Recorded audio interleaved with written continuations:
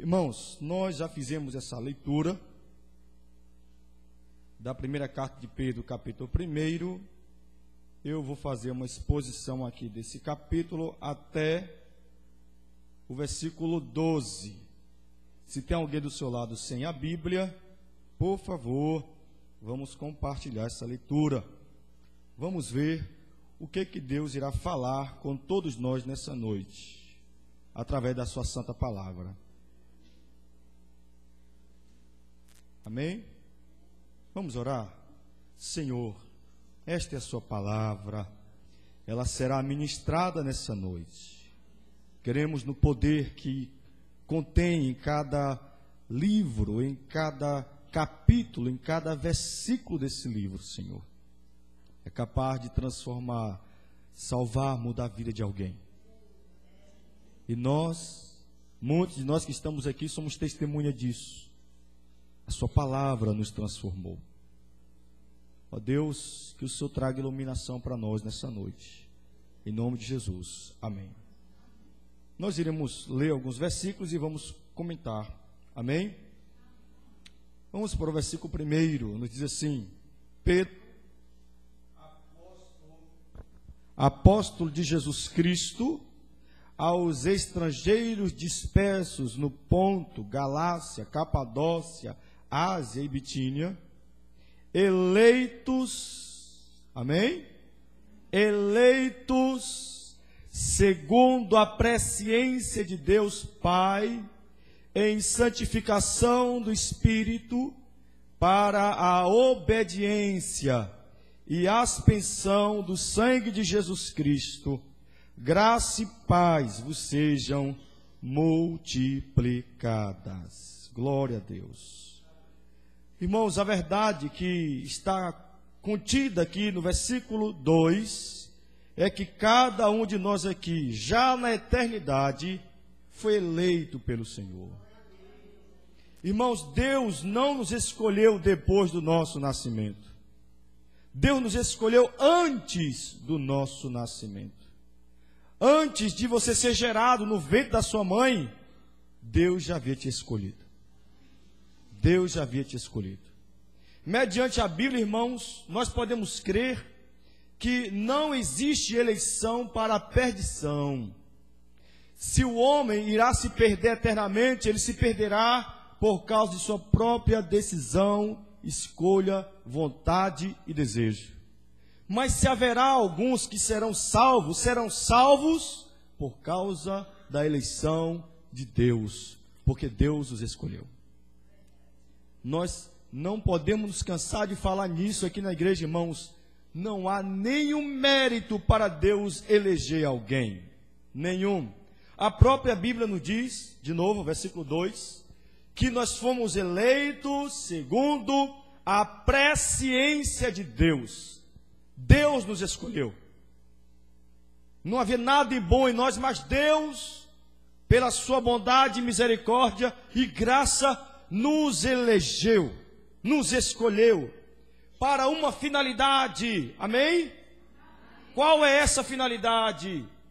A Bíblia está escrito aqui no versículo 2: eleito segundo a presciência de Deus Pai, em santificação do Espírito, para a obediência. Aleluia.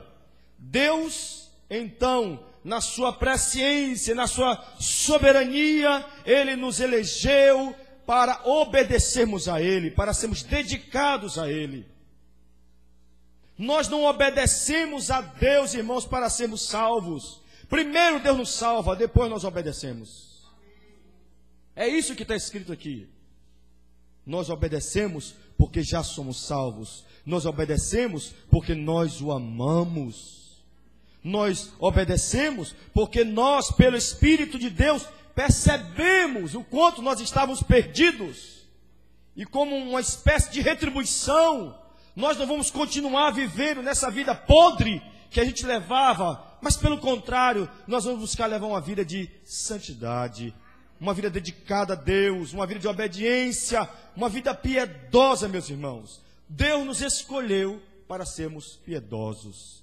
Deus nos escolheu para sermos dedicados a Ele.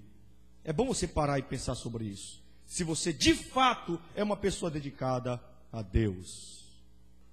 Deus te elegeu, amém?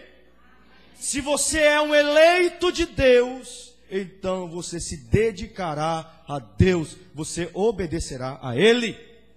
Porque se Deus nos escolheu, se Ele nos elegeu, para que pudéssemos levar uma vida dedicada a Ele, e eu não estou dedicando a minha vida a Ele, e eu não estou obedecendo a Ele, isso pode significar que eu nunca pertenci a Ele, e que você também nunca pertenceu a Ele.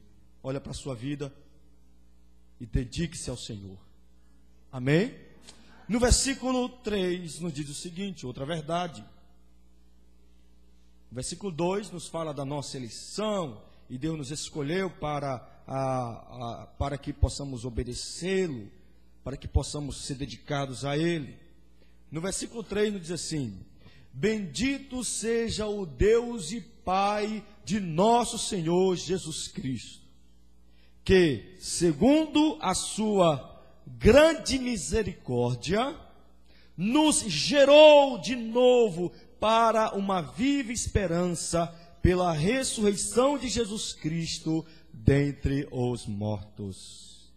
Veja bem, o ponto-chave do versículo 3 é que o Deus soberano, o Deus criador dos céus e da terra, aquele que olhou para a raça humana e viu toda ela perdida, toda ela morta, Ele, pela sua graça, pela sua grande misericórdia, nos gerou de novo vida.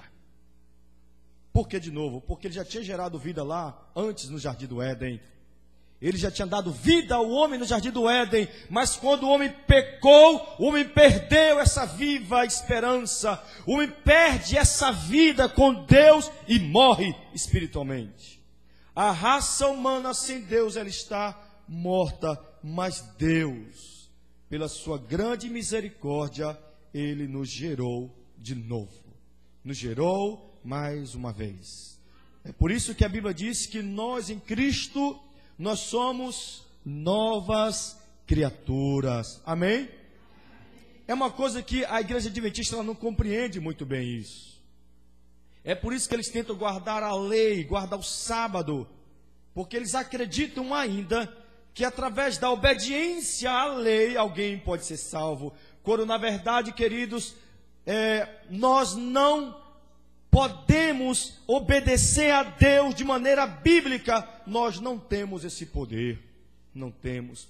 O único que teve esse poder bíblico de obedecer a Deus do jeito que a letra está, foi o nosso Senhor Jesus Cristo. Então, quando Deus viu que a lei não poderia ser cumprida pelos homens, então Ele envia alguém que obedecesse essa lei, que pudesse cumprir com essa lei. E essa pessoa tem nome e é o nosso Jesus Cristo. Jesus Cristo então vem, Ele nasce, Ele cresce, vive debaixo da lei, morre segundo a lei. Ele cumpre com a lei. E quando Ele ressuscita, meus irmãos, ao terceiro dia depois da morte, Ele ressuscita para gerar uma nova raça de pessoas. Novas criaturas. Então, para a nova raça de pessoas, Cristo dá então um novo mandamento, um mandamento este capaz de ser obedecido: amar a Deus e amar ao próximo. Nós só podemos fazer isso, querido, obedecer esse mandamento de Cristo, não de Moisés. O de Moisés só aponta a nossa falha, né? O de Moisés só mostra aquilo que nós somos, pecadores, mas o mandamento de Cristo nos dá vida. É por isso que tem aquela passagem das Escrituras que diz que a letra mata e o Espírito vivifica. Algumas igrejas dizem que a letra que mata é o estudo bíblico, mata, não é? A exposição bíblica mata, a teologia mata. Não é isso, querido. O que mata é a lei. A lei mata, mas o Espírito de Deus, amém? Nos dá vida. Aleluia, mediante a morte de Cristo na cruz. É por isso que Ele nos gerou de novo. Nós temos que ser, irmãos, essa nova raça de pessoas aqui nessa terra. É por isso que você tem que falar diferente. É por isso que você tem que se vestir diferente. É por isso que você tem que se comportar diferente. Pensar diferente. É por isso que toda a nossa vida, ela deve ser diferente da do mundo. Temos que ser diferentes, irmãos. Temos que ser diferentes. Amém? Porque se nós não somos diferentes, então Deus não nos gerou de novo e nós não temos essa nova vida. Não temos. A Bíblia deixa bem claro que nós conhecemos a árvore pelo fruto, pelo que ela produz. Nós só podemos saber quem é crente pelo fruto que produz. Então você deve analisar a sua vida também. Quais são os frutos que você está produzindo? São frutos de uma pessoa que realmente foi gerada de novo, nasceu de novo. Eu ainda me pego fazendo coisas ainda que eu falo, opa, isso aqui é a velha natureza. Isso aqui pertence à minha velha natureza. Isso aqui não pertence à minha nova vida. Isso aqui não pertence a esse momento onde Cristo veio até mim, onde Deus veio até mim e me gerou de novo para uma viva esperança. É por isso que a Bíblia diz que nós devemos orar e vigiar, meus irmãos. Orar e vigiar. Então, se de fato Deus nos gerou de novo, nós viveremos de uma maneira nova, de uma maneira diferente. Pensaremos diferente, agiremos diferente, nós iremos nos comportar de maneira diferente. Amém? Versículo 4, no dia seguinte. Nós terminamos a leitura do versículo 3 todo, não, né? Não, né? Vamos voltar para o 3. Bendito seja o Deus e Pai de nosso Senhor Jesus Cristo, que segundo a sua grande misericórdia, nos gerou de novo para uma viva esperança, pela ressurreição de Jesus Cristo dentre os mortos. Aqui já vai mais uma doutrina para a gente aqui. Nós só podíamos ser gerados de novo mediante a morte de Cristo e a sua ressurreição. Sem a morte de Jesus e a ressurreição de Jesus, Deus não poderia gerar uma nova raça de pessoas sobre essa terra aqui.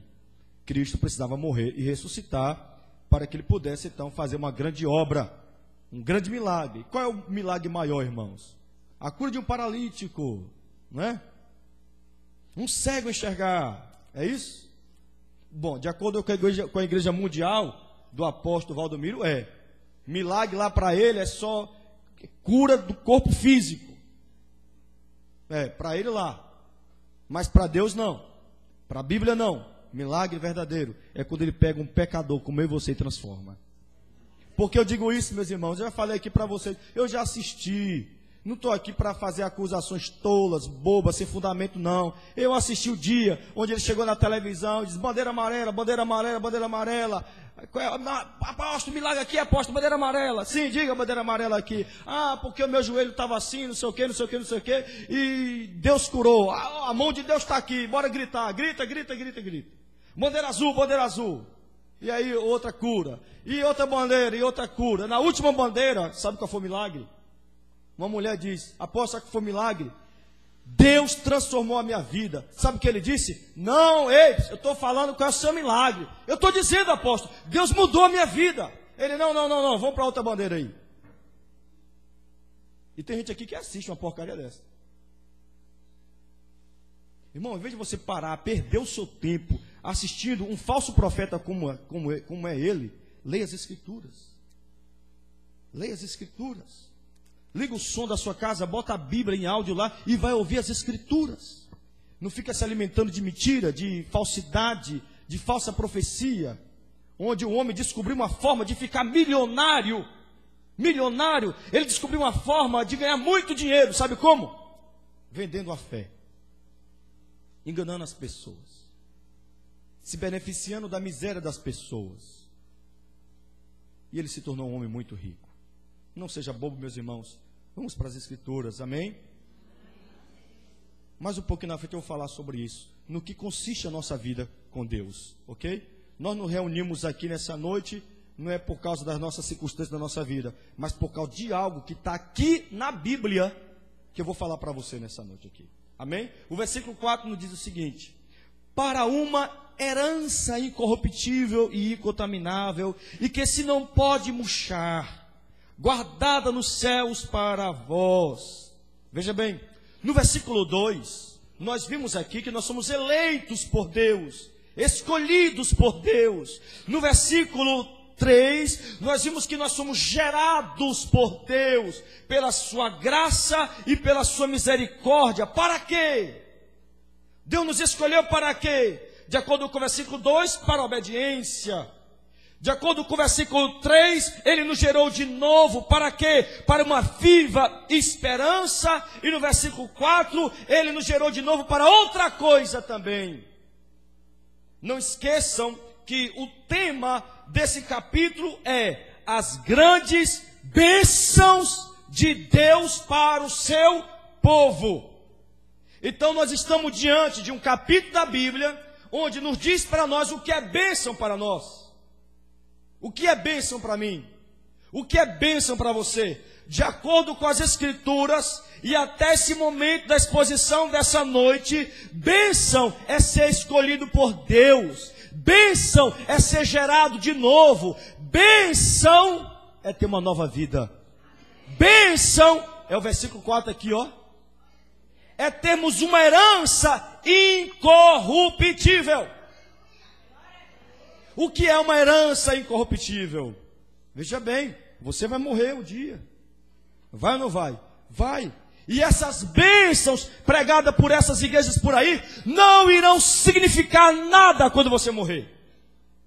Nada. Por exemplo, Cristo cura 10 leprosos. Amém?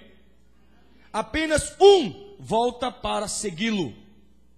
9 foi para o quinto do inferno. Só um foi salvo. Ele cura 10. Os 10 que foram procurar Jesus porque estavam doentes e queriam de Jesus apenas a cura, dos 10, apenas um queria outra coisa: a salvação da alma. Os 9 receberam a bênção, não receberam a cura? Mas foram para onde com aquela cura? Foi para onde, irmão? Foi para o céu? Não, foi para o inferno. Sabe por quê? Bênção, irmãos. Bênção não é ser curado, não. Bênção é ter o nome lá escrito no livro da vida, irmãos.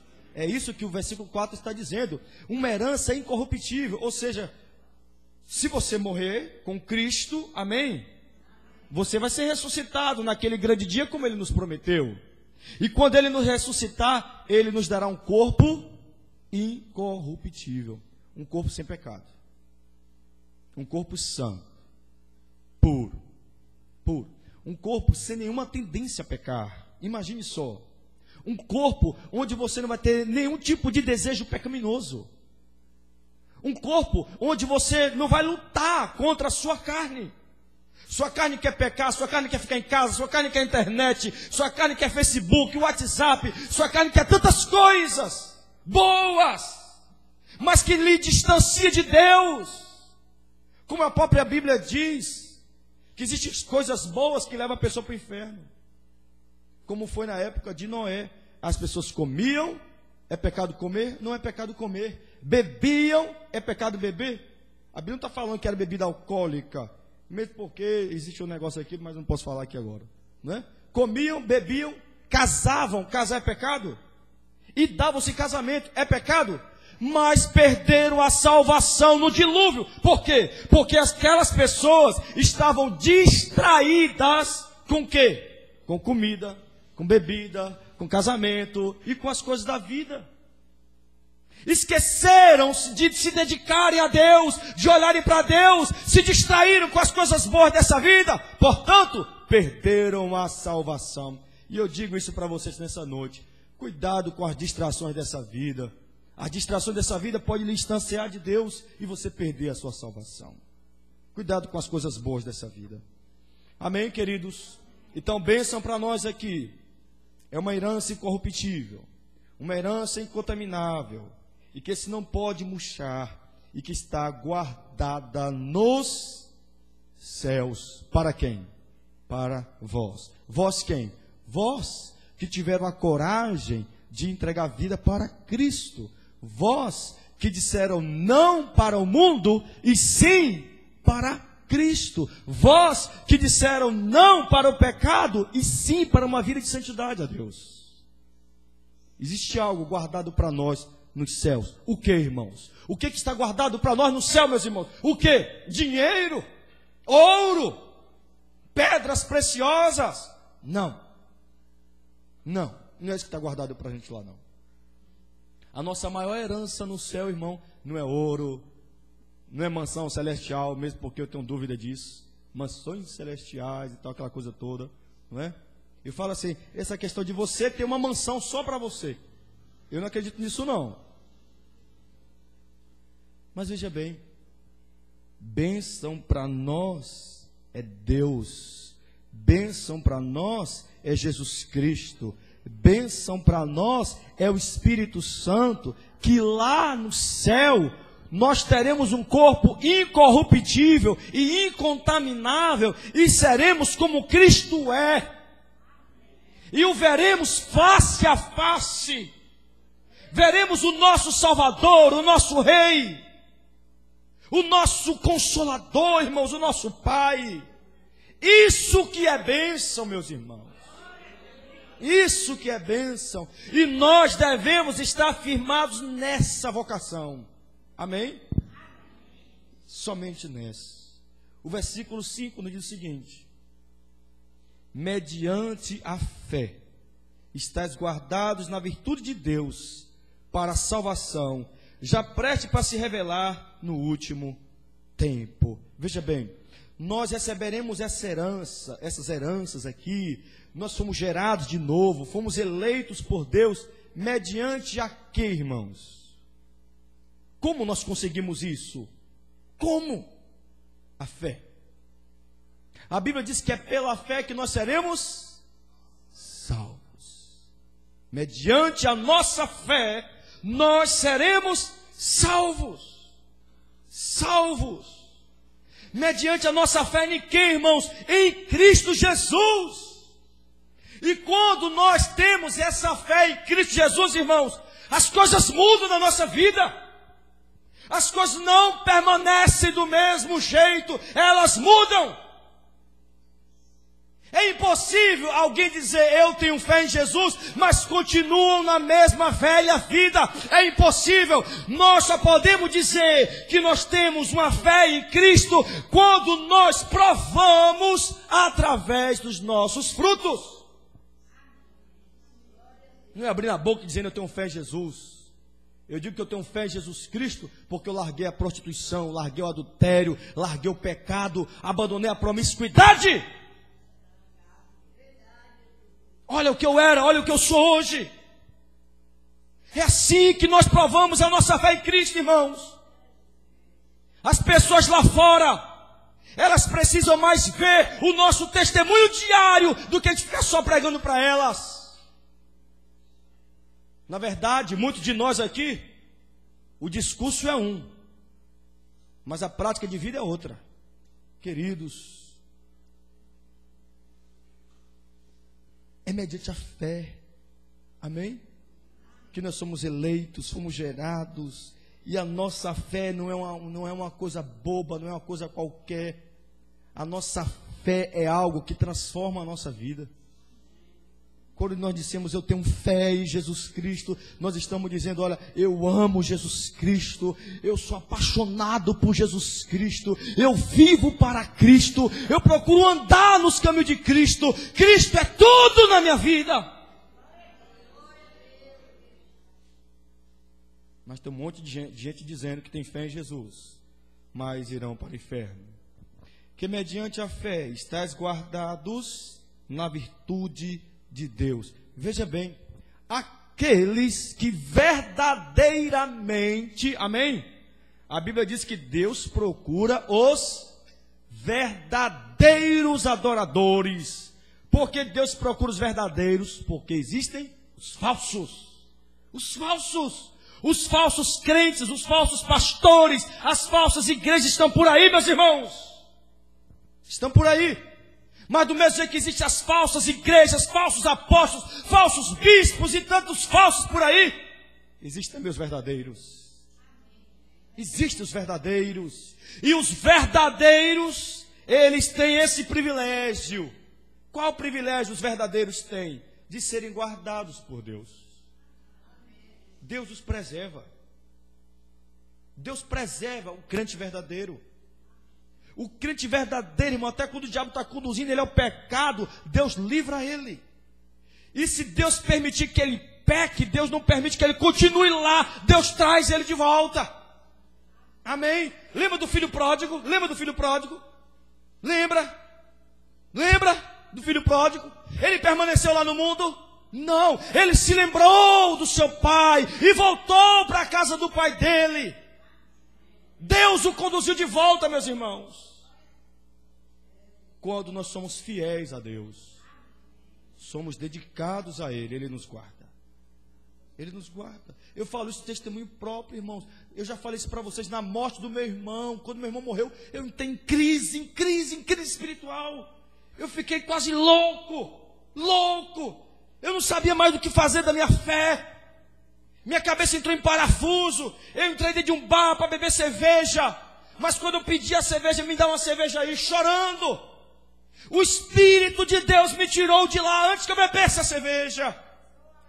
Mas mesmo se eu tivesse bebido aquela cerveja, Deus não iria permitir que eu continuasse naquela vida. Deus ia me tirar de lá. Porque Deus faz isso, irmãos. Seja um crente verdadeiro.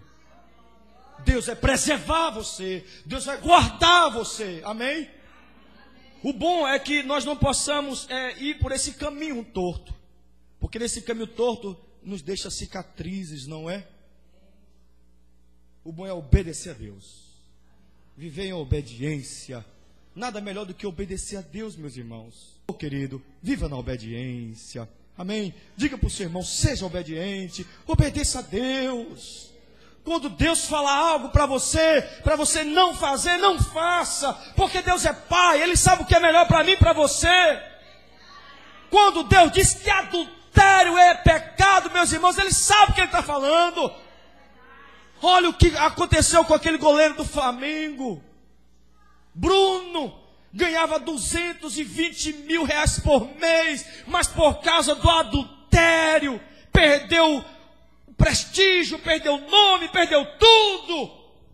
Quantas pessoas estão aí afora, querido, também nesse caminho, porque estão vivendo na desobediência para com seu Deus. Mas aqueles que foram eleitos, gerados, recebeu essa herança mediante a fé, serão guardados pelo Senhor. Guardados por Deus e guardados nos céus para a salvação. É isso que está escrito aqui no versículo 4. Para uma herança incorruptível, contaminável, e que se não pode murchar, guardada nos céus para vós, que mediante a fé estáis guardados na virtude de Deus para a salvação, já prestes para se revelar no último dia. Aqueles que vivem uma vida piedosa com Deus, dedicada a Deus, uma vida que realmente mostra que tem fé em Jesus, essa pessoa será guardada por Deus para a salvação, porque bênção é salvação, amém? Para a salvação que já está prestes para se revelar, irmãos. Já está prestes a se revelar. Eu sei que esse discurso é antigo, talvez você ouve isso desde que você nasceu. Mas Cristo está mais perto do que de 20 anos atrás. A minha avó já falava para mim que Cristo está perto. Já se passaram quase 20 anos e Cristo não chegou. E eu digo para os meus filhos, Cristo está perto. Um dia nós vamos acertar isso, meus irmãos. Se nós vivermos cada dia como se fosse o último dia da nossa vida, um dia nós acertamos.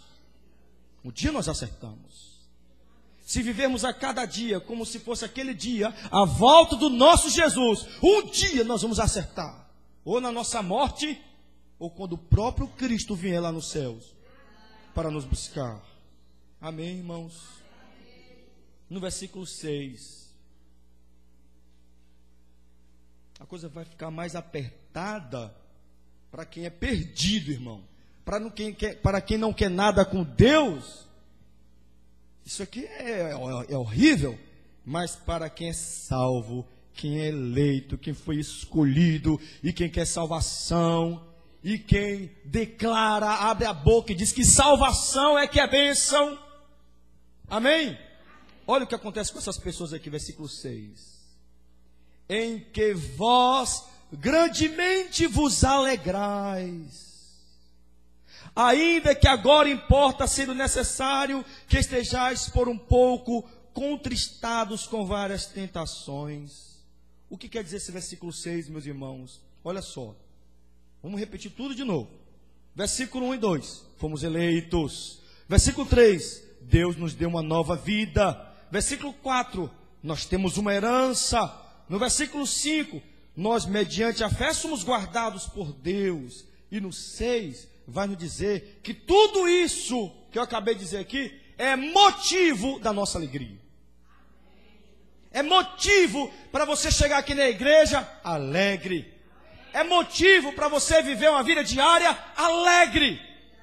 Veja que o texto não diz que nós somos alegres, nós nos alegramos porque Deus nos curou, porque recebemos dinheiro, porque nos deu uma casa. Não, mas o texto diz, versículo 6, que nós devemos nos alegrar porque fomos eleitos, fomos gerados de novo, temos uma herança eterna e mediante a nossa fé em Cristo, Deus guardará a nossa vida para a salvação. E é por causa desses motivos que nós devemos nos alegrar, meus irmãos. Por causa desses motivos. R.R. Soares, mais um falso profeta. Eu ouvi uma mensagem dele que meu coração partiu em 4. Ele pregando um falso evangelho. E ele dizendo daquele jeitinho bem mansinho dele, né? Para convencer mais ainda as pessoas, né? Olha só, como é que você pode ficar feliz doente? Como é que você pode ficar feliz desempregado? Como é que você pode ficar feliz com um problema na família? Como? Então, é uma tolice acreditar que possamos ser alegres passando por essas coisas. Porque nós nos alegramos é quando nós somos curados. Nós nos alegramos é quando estamos trabalhando. Nós nos alegramos é quando a nossa família está prosperando. Ah, irmão. Eu falei, meu Deus, de onde é que ele tirou isso, meu Pai eterno? De onde é que ele tirou isso? Porque a Bíblia diz o contrário. A Bíblia diz que mesmo que nós não tenhamos saúde, mesmo que nós não tenhamos emprego, mesmo que nós não tenhamos uma família assim, né? Abençoada, devemos nos alegrar. Pelo qual motivo? Qual motivo? Deus nos escolheu, recebemos uma nova vida, temos uma herança eterna que é os céus, somos guardados por Deus para a salvação. Eu poderia pegar tantos outros versículos, irmão. Se você ler o livro de Abacuque, eu acho que é o capítulo 3, né? Ainda que a figueira não floresça, não haja fruto na vide, ainda que o produto da oliveira minta, não haja, não sei o que lá, nos currais, e assim por diante, né? Todavia, eu me alegrarei no Senhor, amém? E no Deus da minha salvação. A alegria do verdadeiro crente não consiste nessas coisas, não é? Mas a alegria do verdadeiro cristão consiste nesse fato. Qual fato? Eu sou uma nova criatura. Eu sou escolhido de Deus. Eu sou um cristão. Eu tenho a minha salvação. Eu posso não ter dinheiro, posso não ter carro, posso não ter casa, posso não ter um bom emprego, mas eu tenho a minha salvação. Quando eu morrer, eu vou para o céu e viverei lá eternamente com o meu Deus, para sempre com Ele. É nisso que nós nos alegramos, irmãos. Sabe por que eu digo isso? Olha, vocês viram a parte B do versículo 6? A parte B do versículo 6 diz o seguinte. Vamos ler do início, para vocês entenderem. em que vós grandemente vos alegrais. Pedro está dizendo, olha, vocês estão com grande alegria no coração, grande alegria, ainda que vocês estão passando por provações, vocês estão alegres. É isso que ele está dizendo aqui, querido. Sejam alegres mesmo passando por provações, tentações. Ele diz aqui ainda no versículo 6, irmãos, que estejais por um pouco contristados com várias tentações. Vocês estão na prova, vocês estão na luta, vocês estão passando por um perrengue danado, mas vocês têm que ser alegres no Senhor, por causa da salvação de vocês. E ele vai dizer ainda no versículo 7, porque nós precisamos passar por lutas, porque nós às vezes temos que sofrer, porque nós, às vezes, temos que ser tentados. Ele vai dizer no versículo 7 o porquê. Ele vai dizer no versículo 7, para que a prova da vossa fé. Olha só, irmão, isso aqui é forte. Isso aqui não é brincadeira, não. Isso aqui é só para crente verdadeiro. Crente falso aqui pula longe com esse negócio aqui. Pula longe. Para que a prova da vossa fé, muito mais preciosa que o ouro que perece e é provado pelo fogo, se ache em louvor e honra e glória na revelação de Jesus Cristo. Pedro está dizendo aqui que a nossa fé ela é provada como ouro no fogo. Irmãos, é na luta, na dificuldade, nos perrengues da vida, é que Deus separa os bodes das ovelhas. É na luta, irmão.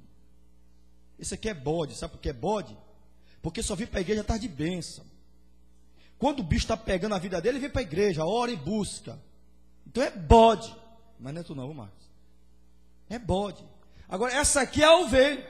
Porque mesmo passando por luta, por tempestades e provações na vida, ela me busca, ela está ali na minha presença. E quando está tudo bem na vida dela, não tem prova nenhuma, ela continua me buscando também. O falso só busca Deus, irmãos. Não é na hora que está a coisa apertada, né? Isso vai revelar a qualidade da nossa fé. Eu acredito numa verdade que eu ouvi de um pastor Lima. Ele disse que nós temos que ter mais fé para suportar as provações do que ter fé para vencer as provações e as lutas. Eu acredito nisso. É fácil eu ter fé para ser curado. É fácil. É muito fácil. Estou doente. Eu tenho fé. Deus vai me curar. Deus vai me curar. Agora, ter fé para continuar acreditando em Deus quando não é curado, meu irmão, isso não é para qualquer um não, querido. Só para crente um negócio desse. Só para crente. É porque o povo, os crentes de hoje, principalmente do Brasil, é um povo analfabeto biblicamente, não conhece a Bíblia, não conhece as Escrituras. Os crentes de hoje gostam de grito. Os crentes de hoje gostam de ouvir aquelas frases, né, de efeito, né? Os caras não pregam a Bíblia nenhuma, mas fica só pegando frases de efeito. Deus vai te dar vitória agora. Levanta a sua mão agora e receba. Receba. Irmão, ninguém é besta aqui não. Pelo menos nós aqui da Presbiteriana nós não somos. Queremos a verdade. A verdade está onde, meus irmãos? Nas Escrituras e no livro de Hebreus. Livro de Hebreus. Acredito eu no capítulo 9. Vocês vão ver lá 2 tipos de fé. Você vai ver um grupo de pessoas que tiveram fé para vencer a espada, amém? Vencer a espada. E você vai encontrar outro grupo de crente que tiveram fé para morrerem a fio da espada. Os mesmos cristãos que tiveram fé para suportar as lutas foram os mesmos cristãos que tiveram fé para botar a cabeça, não negar Cristo e a cabeça deles serem cortadas. É a mesma fé. Quer dizer, para mim essa de cá é melhor. Fé Para quem está doente, é fácil, irmão. É fácil. Eu quero ver você ter fé quando a doença não vai embora. Quando o problema não é resolvido. Quando a porta de emprego não se abre e você continua acreditando no seu Redentor. Você continua adorando o seu Redentor. O pau está quebrando. O pau está quebrando a sua vida. Problema dentro de casa, problema no trabalho, problema na vida financeira, problema na saúde. Mas você está lá adorando a Deus. Isso que é fé, meus irmãos. Isso que é fé. Essa é a fé verdadeira. É na hora que ela é provada. É na hora que ela é colocada no fogo. Aí Deus separa os dele. Esse aqui é meu. Agora esse aqui é do diabo, esse aqui, não é meu não. Ah, pastor, você é doido, meu irmão. 1 João 3:10. O cara quase me bateu no ginásio de esporte quando eu li esse texto para ele. 1 João 3:10. Porque ele disse que Deus é pai de todos. Eu disse, Deus não é pai de todos. Deus é pai apenas daqueles que creem e que recebem e que entregaram a vida para o seu filho Jesus. Deus é só pai desses. Por que você diz isso? Por causa da Bíblia, meu querido. Eu nunca li isso na Bíblia.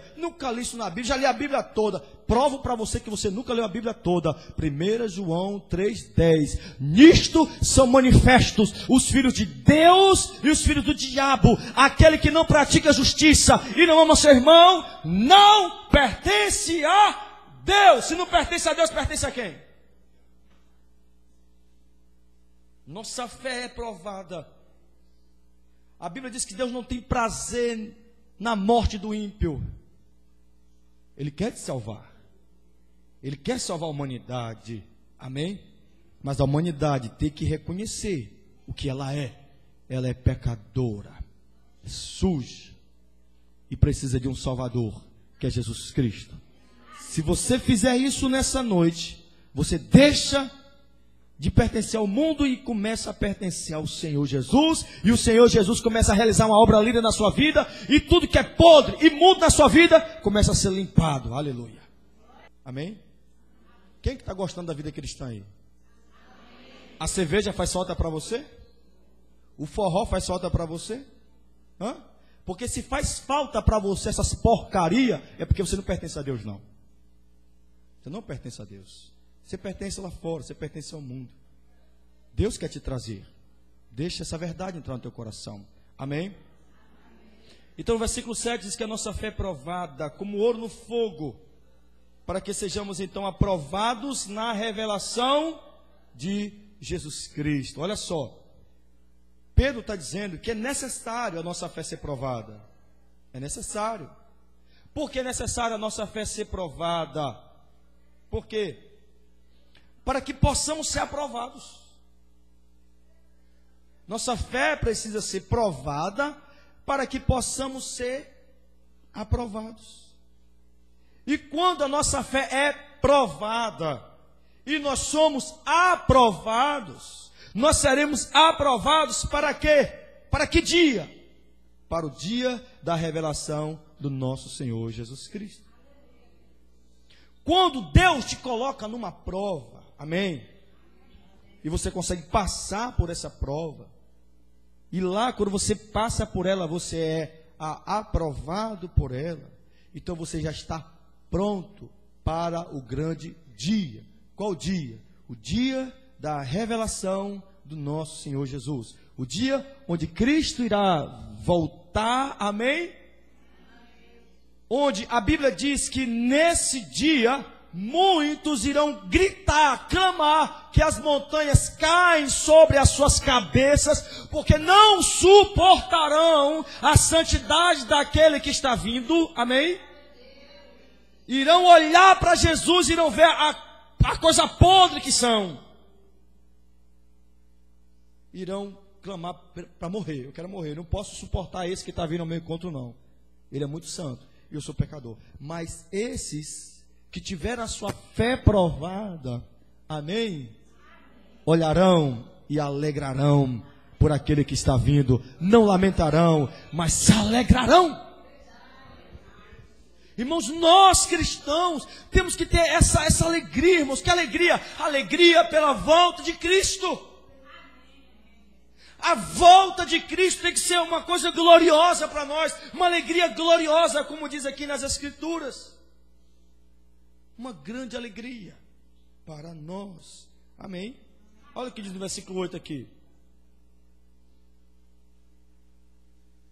O versículo 7 diz que a nossa fé será aprovada, para que possamos ser aprovados, e a nossa aprovação nos levará ao dia da revelação de Jesus Cristo. E aí ele vai dizer no versículo 8, ao qual, está falando de Jesus, não o havendo visto, amais. Irmãos, quem ama Jesus aqui? Eu estou falando de verdade, viu? Não estou falando aqui esse negócio de frase de efeito, não. Mas de verdade mesmo, quem ama Jesus? Jesus é uma coisa tão preciosa, né? Tão preciosa. Tão preciosa. Às vezes a gente se frustra, né, com a instituição igreja.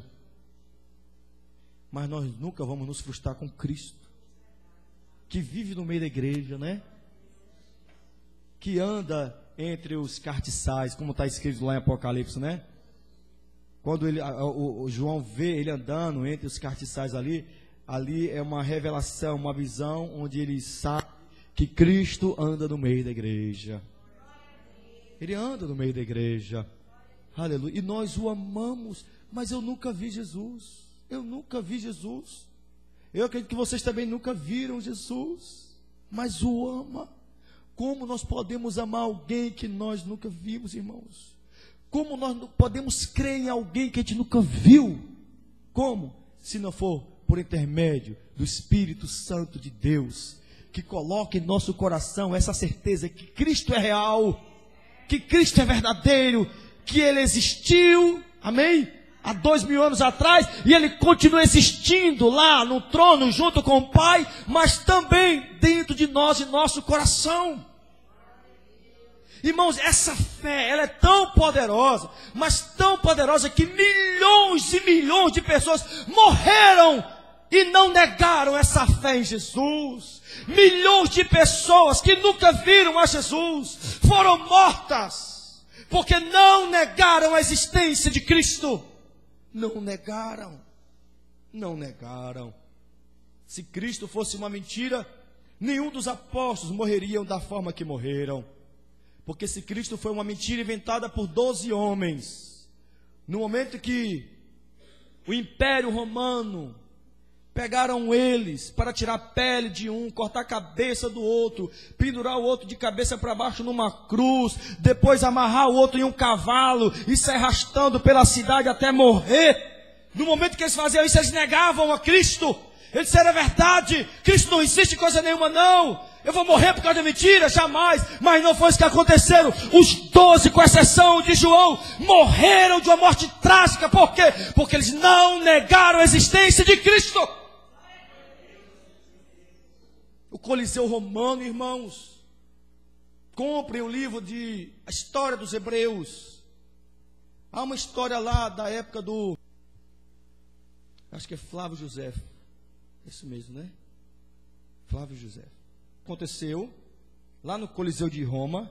É tipo um estádio de futebol, onde pegava os cristãos, colocava no meio do estádio e soltava os leões para comer todo mundo. Fazia isso muito lá naquela época. Matava os cristãos assim. Nenhum deles negava a Cristo. Nenhum deles negava a Cristo. E é um fato que comoveu que comoveu muitas pessoas naquela época. Através desse fato, milhares de pessoas se converteram naquele dia, e que move o coração de muita gente até hoje. Quando uma família é jogada lá no Coliseu, o pai, a mãe e o filho, e antes de soltar os leões, gritaram: nega Jesus e vocês, a vida de vocês serão poupadas. E os leões estão lá nos portões, né, batendo nos portões, rosnando, e a esposa olhando para o leão, o filho olhando para o leão, chorando. E a esposa olha para o marido e diz: marido, eu vou negar, marido. Eu vou negar, marido. Olha o nosso filho. Ele abraça os dois. Olha para mim. Olha para mim. Não olhe para os leões, olha para mim. vocês não vão negar Cristo. Nós iremos daqui a pouco estar com Ele. Daqui a pouco estaremos com Ele. Esposa minha, filho meu, não neguem a Cristo. Estaremos com Ele daqui a pouco. Soltaram os leões, os 3 foram mortos. Não negaram a Cristo. Por isso, querido, o versículo 8 nos diz: a qual não havendo visto a mais, no qual não vendo agora, mas crendo. Olha como é a nossa alegria. Vós alegrais com gozo inefável e glorioso. A nossa alegria em Cristo, ela não deve ser uma alegria comum, mas deve ser uma alegria inefável. O que é inefável? Uma alegria grandiosa. Uma alegria gloriosa. E ele vai dizer no versículo 9: por que temos essa alegria? E eu espero que depois de hoje você nunca mais assista esses programas que se diz evangélico, mas de evangélico não tem nada, é só para arrancar dinheiro do povo. Porque a alegria para eles é aquilo que eles pregam. Vida aqui nessa terra. Vida boa aqui nessa terra. Mas o versículo 9 diz que a nossa alegria, ela deve ser inefável, grande e gloriosa. E vai nos dizer por que nós temos essa alegria. O que está escrito no versículo 9? Alcançando o fim da vossa fé. Qual é o fim da vossa fé, irmãos? Qual é o fim? Agora eu quero que todo mundo grite, é para gritar aí, em nome de Jesus. Vamos vacinar logo todo mundo aqui de uma vez por todas, em nome de Cristo. Para nunca mais ninguém subir em cima desse altar aqui e vocês aceitarem uma pregação que não fala de Cristo e da nossa salvação. Nunca mais, amém? Amém, irmãos?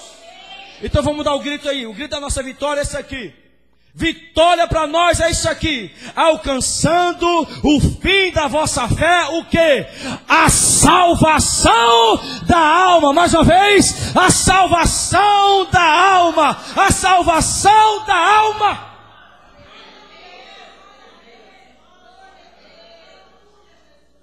Salvação da alma.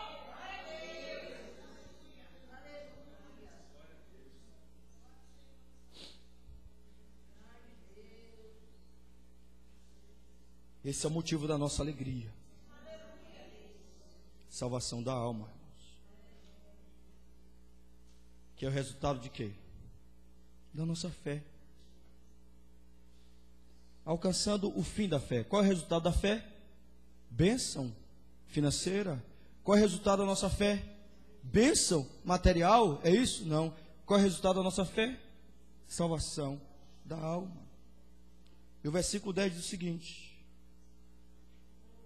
da qual salvação, olha como a salvação da alma é importante. Veja só como é importante a salvação da alma, né? Essa coisa de salvação.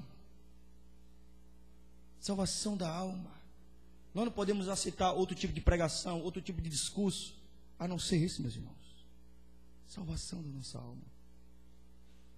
Da qual salvação inquiriram e trataram diligentemente os profetas.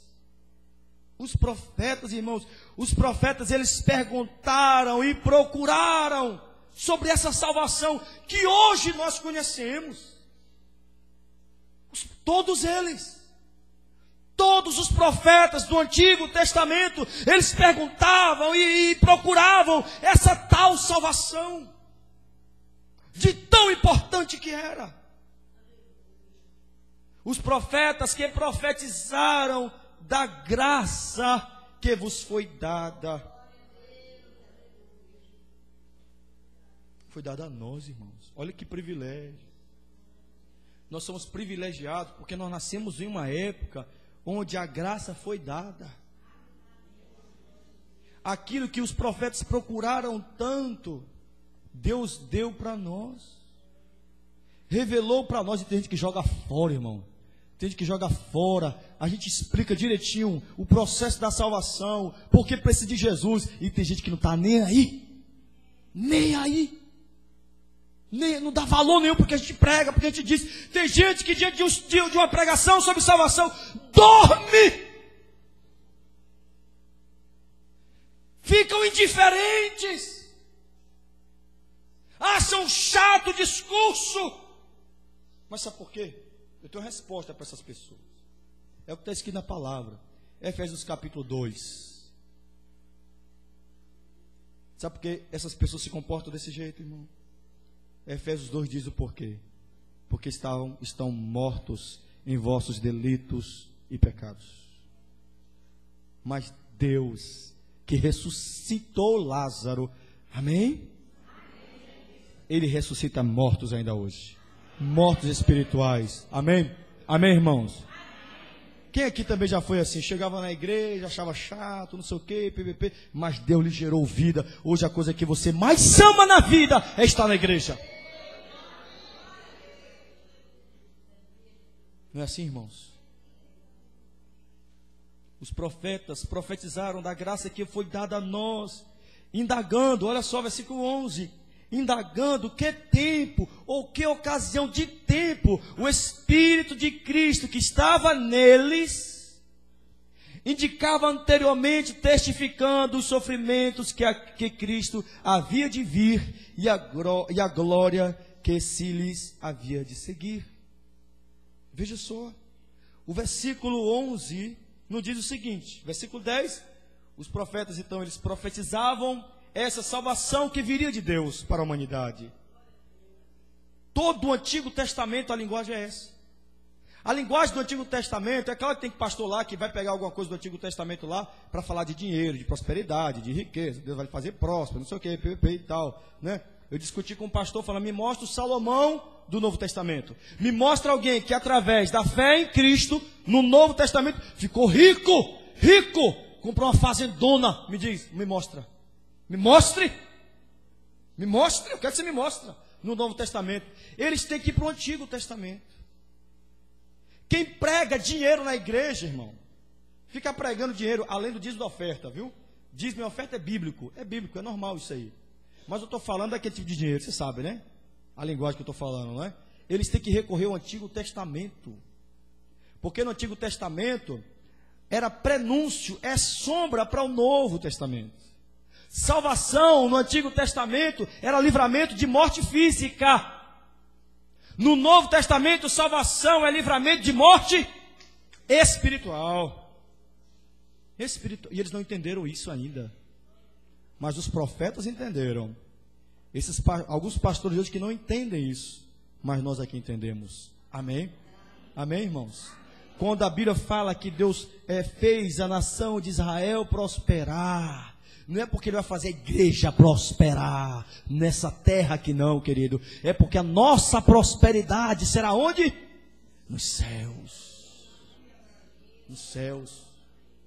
Me mostre a prosperidade no Novo Testamento. Sabe qual é a prosperidade no Novo Testamento? Divide o que você tem com os outros. Você tem 2 sapatos, pega um e dá para alguém. Você tem 2 tipos de roupa, um que você está 1 ano lá e não usa, pega e dá para alguém. É isso aqui que a gente vê no Novo Testamento. E eles não pregam o Novo Testamento, porque se eles pregam o Novo Testamento, né? Aí a igreja deles não vai bombar, né? Porque eles querem fazer a igreja deles bombar, crescer e ficar rica e milionária. Nós não estamos aqui para isso. Amém? Somos uma igreja séria. Séria. Não estamos aqui para brincar com ninguém, com a vida de ninguém. Estamos aqui para pregar a verdade. E a verdade é essa. Bênção para nós é salvação. Tão importante que os profetas profetizavam isso a respeito de Cristo, profetizavam essa salvação que Deus iria manifestar a nós, e nós hoje estamos vivendo nessa época. Deus revelou essa salvação para nós. O Espírito que estava no nosso Cristo estava nos profetas. Quando Isaías escreveu o capítulo 53, né? Isaías 53, é ele profetizando a vida de Cristo, todinha. Aquele momento da crucificação, né? O momento da crucificação é descrito completamente, irmão. Nem no Novo Testamento nós encontramos tantos detalhes da morte de Cristo quanto nós encontramos no Isaías 53. Isaías vai dizer que Cristo estava completamente desfigurado, a ponto do povo olhar para ele e virar o rosto. Não havia beleza em Cristo, não havia formosura nele nenhuma. E ele foi colocado ali por causa das nossas iniquidades, por causa dos nossos pecados. Ele foi moído na cruz, não é verdade? Deus o matou em nosso lugar. Foi isso que Isaías profetizou. Foi isso que todos os profetas profetizavam, irmãos. Ele está falando aqui de um tempo. Que tempo? Aqui no versículo 11. O tempo que Cristo viria, sofreria e suportaria esse sofrimento, irmãos, para que se manifestasse um novo tempo. Que tempo? O tempo da glória. Diga comigo, o tempo da glória. Existem dois tipos de teologia, irmãos. 3. A teologia do passado, amém? Que é do Antigo Testamento. E que só serve para nós como uma instrução, né, de como tudo começou o processo da salvação. Nós temos a teologia do presente, que é o Novo Testamento, e é essa época que nós estamos vivendo agora, amém? E nós temos uma outra teologia, qual é ela? A teologia da glória. Tem gente pregando a teologia da glória no tempo presente, dizendo, prometendo que não pode, não é? Vem para Jesus e vocês não terão mais problemas. Vem para Jesus e vocês não terão mais enfermidade. Vem para Jesus e sua vida financeira vai se multiplicar. Mentira, mentira, mentira. A teologia do presente diz outra coisa. A teologia do presente diz que aqui nós sofreremos, que aqui passaremos por aflições, que aqui nós passaremos por lutas, mas se nós vivermos em obediência a Deus, amém? Demonstrando que nós fomos eleitos, demonstrando que nós recebemos uma nova vida, amém, irmãos? Nós iremos tomar posse da próxima teologia, a qual? A da glória, aquela onde nós viveremos na eternidade com Deus, nos céus, amém? Onde nós não teremos enfermidade, onde nós não teremos problema financeiro, onde nós não teremos nenhum tipo de problema, irmãos. Mas aqui nessa vida, não. Enquanto estivermos respirando esse ar e morando nesse planeta, passaremos por lutas. Mas se nós mantivermos a nossa fé no nosso Cristo, Ele que veio e que foi profetizado pelos profetas, que sofreria e suportaria esse sofrimento, para que todos nós aqui possamos tomar posse dessa glória vindoura.